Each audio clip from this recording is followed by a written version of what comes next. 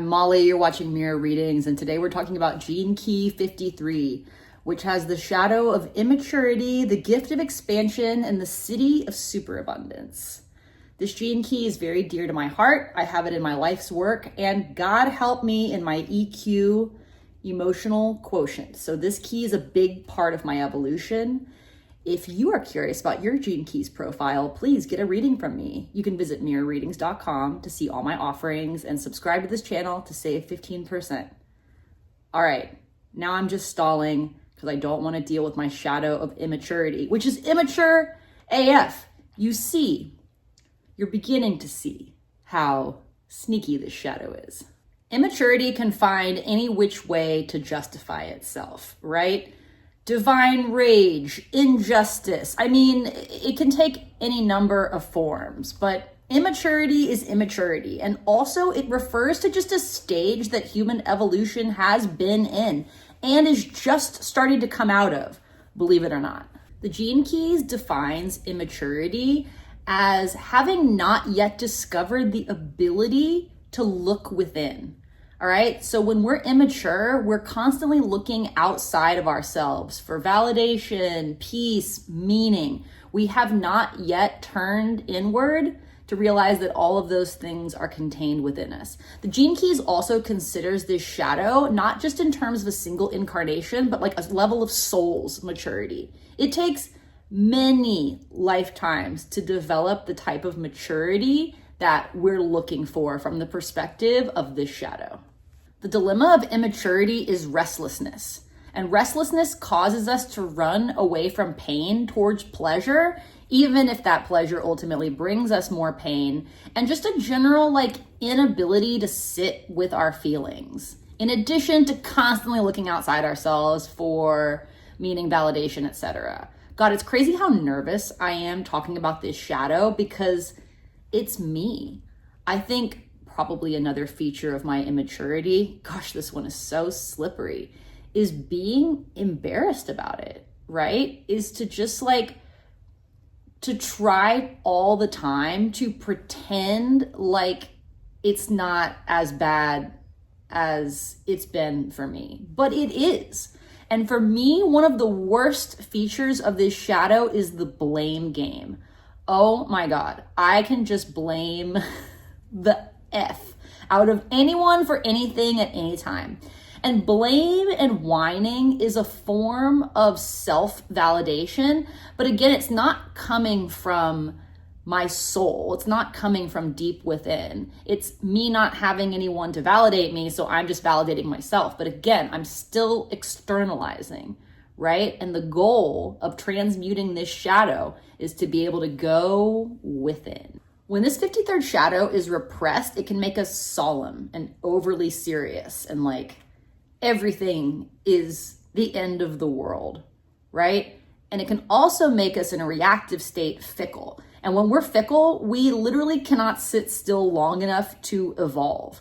So we're in that pattern of running towards pleasure to avoid pain in a way that just ensures we never actually evolve beyond the shadow state. But like any of the Gene Keys, we must embrace the shadow, okay, in order to on-ramp to the gift. And in this case, that gift is expansion.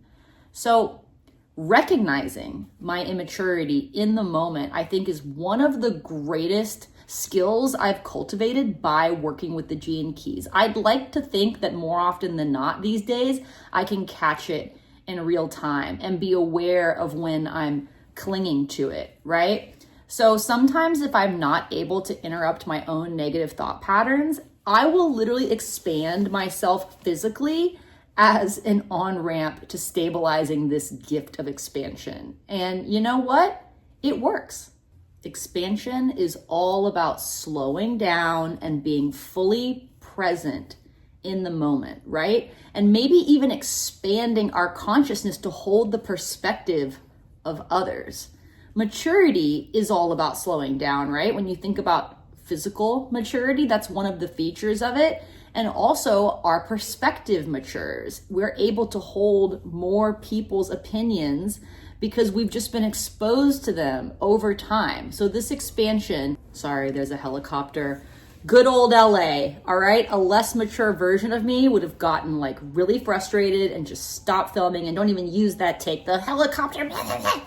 This is the type of reactivity that this immature shadow engenders. And look at me. I'm expanding my window of tolerance.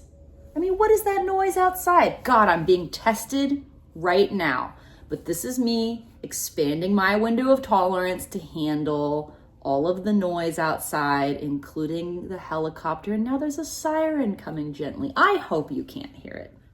But even if you can, we must persist, because that is the expansive, mature thing to do. And I will embody this gift in this video, no matter what it takes. So Richard Rudd points out that we tend to compartmentalize, right? We try to put things that we don't really want to deal with in like one corner of our hearts and minds. And then the stuff that we're really excited about it is like right there on the front burner. But expansion knows that we're holistic beings and that all of reality is interconnected, that our mind, body, spirit, mental health, our heart, all of it is interconnected. And so expansion really deals with this holistic nature and sees everything as part of a greater whole. What does that look like in practice?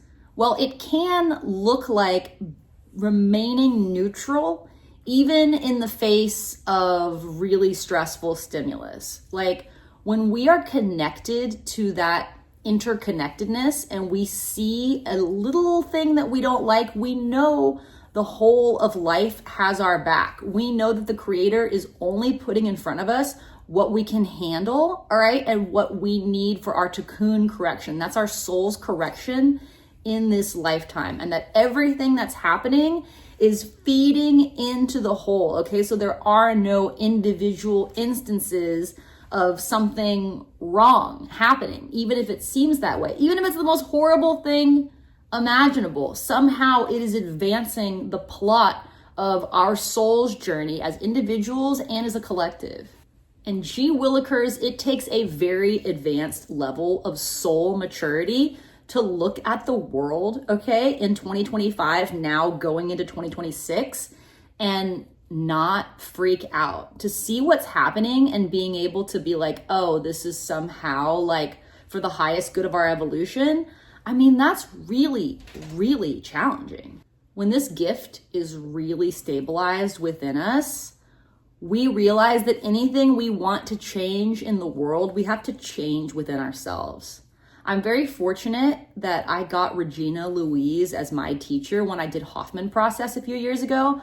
Hoffman's basically a neuroplasticity retraining retreat, and it's some of the best personal work I've ever done. But Regina taught a class last week here in LA. It was like a Hoffman refresher, and she's a Black woman. She was racially profiled on her way into the hotel, all right? It was a very nasty, hurtful interaction, and she spoke about it. And some people in our class were like very agitated that she was not more agitated. And Regina says that she's gotten to the point of dealing with this dynamic during her time in this incarnation, that she asks herself every morning, where am I being the oppressor? Where am I oppressing myself? Where am I oppressing others? Because she believes that whatever she doesn't like in the world, she has to change within herself. Imagine if we all got down, not even all of us, just like call it 10% of the global population started thinking and acting this way. Could we like bring about world peace? Because according to Stalking the Wild Pendulum, my favorite book, which like is at the intersection of science and spirituality, when you put two oscillators next to each other, like a metronome or two grandfather clocks, the higher vibrating or faster moving one will bring the one next to it that's moving more slowly into resonance. So by this logic, couldn't we just raise our own vibration, okay, by focusing on developing ourselves and changing what we don't like on the outside world within ourselves? We could theoretically bring everyone around us into this vibrational coherence. I'm a chronic optimist. Deal with it, okay? Now, Richard Rudd says that oftentimes the city of any given gene key will show up as an obstacle between the shadow and the gift. And this 53rd city of superabundance, which basically means that we realize we are everything, and so we have everything, so we're completely abundant because there's nothing left to want. When we're in that shadow of immaturity, there's so much to want, and we're so unsatisfied typically with whatever it is, and feel so like victimized by the external world that we can't conceive of superabundance.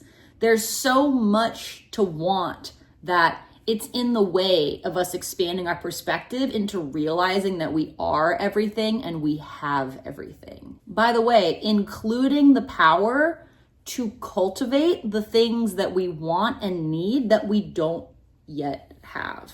All right. I'll make a separate video about my personal theories on manifestation, but definitely it starts with gratitude for what we already have and disconnecting from what we don't have, because that's just perpetuating more lack.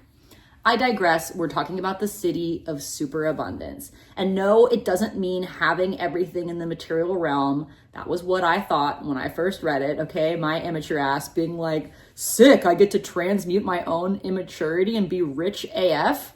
I mean, that would be nice. But no, in this 53rd city, there's nothing left to want. Even seeking leaves us because we are totally unified with everyone and everything.